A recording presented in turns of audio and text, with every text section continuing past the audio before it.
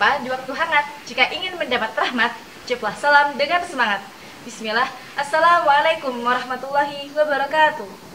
Alhamdulillah, alhamdulillah rabbil alamin, wal aqibatu lil muttaqin, fala udwana illa 'alal zalimin. Wassalatu wassalamu ala asyrafil anbiya'i wal mursalin, nabiyina wa habibina Muhammadin sallallahu rahmatan lil alamin, wa ala alihi at-tayyibina ashabihi al-ghurril mayamin, wa man tabi'ahum bi ihsan ila yaumiddin. Amma ba'd. Hadirin rahimakumullah, golongan yang dirindukan surga perlu diketahui oleh setiap muslim. Disebutkan terdapat 4 golongan yang dirindukan surga. Golongan tersebut adalah orang-orang yang senantiasa melakukan amal kebaikan dan amal soleh dalam kehidupan dunia. Sebagai balasannya, Allah SWT memberikan surga dan terbebas dari api neraka. Mengetahui hal tersebut, seharusnya kita sebagai umat muslim lebih semangat dalam mengejar surga. Sebagaimana Allah telah menciptakan surga bagi mereka yang mau beriman dan bertakwa. Hal ini sebagaimana yang telah difirmankan Allah SWT yang berbunyi, A'udzu billahi minasyaitonir rajim. Bismillahirrahmanirrahim.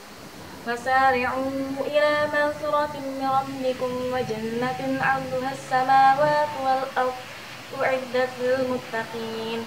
Shadaqallahul 'azim.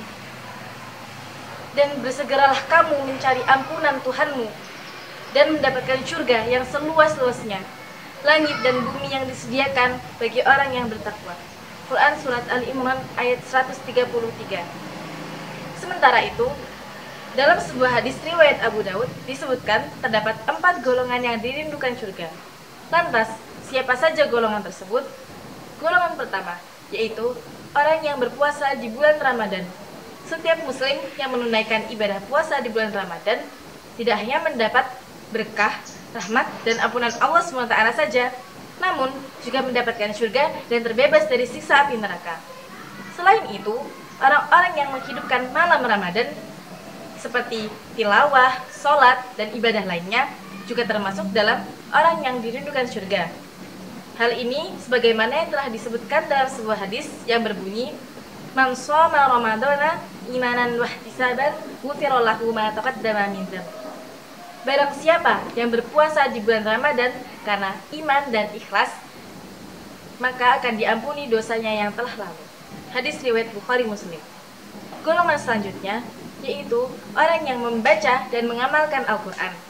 Setiap muslim selalu dianjurkan untuk senantiasa membaca kitab suci Al-Qur'an.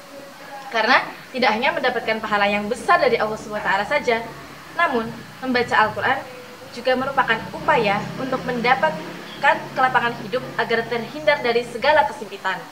Sebagaimana yang telah digambarkan dalam hadis riwayat Abu Daud, seorang mukmin yang suka membaca Al-Quran digambarkan seperti buah yang rasanya manis dan juga aromanya wangi.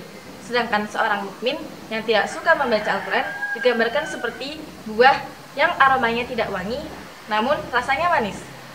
Selain itu, seorang fasik yang suka membaca Al-Quran digambarkan seperti buah yang aromanya wangi, namun rasanya pahit. Sedangkan orang fasik yang tidak suka membaca Al-Quran digambarkan seperti buah yang tidak memiliki aroma wangi dan juga rasanya pahit. Golongan selanjutnya yaitu seorang muslim yang memberi makan orang yang kelaparan. Allah SWT adalah zat yang maha pengasih dan penyayang, yang memberikan balasan dari sekecil apapun amalan kebaikan yang dilakukan oleh umatnya, termasuk amalan memberi makan orang yang kelaparan. Sebagaimana kita tahu, Allah SWT memberikan balasan atas sekecil apapun amalan kebaikan maupun keburukan yang telah dilakukan oleh hambanya. Hal ini sebagaimana yang disebutkan dalam hadis Rasulullah SAW bersabda yang artinya, siapapun mukmin yang memberi makan mukmin yang kelaparan pada hari kiamat nanti, Allah akan memberikannya makanan dari makanan surga. Siapapun mukmin yang memberikan minum mukmin yang kehausan pada hari kiamat nanti, Allah akan memberikannya minuman dari minuman surga. Siapapun mukmin yang memberikan pakaian mukmin yang lainnya agar tidak telanjang pada hari kiamat nanti, Allah akan memberikannya pakaian dari perhiasan surga. Hadis riwayat Tirmizi. Golongannya terakhir yaitu orang yang mampu menjaga lidahnya. Lidah merupakan bagian tubuh yang tidak bertulang, tetapi lebih tajam dari sebilah pedang.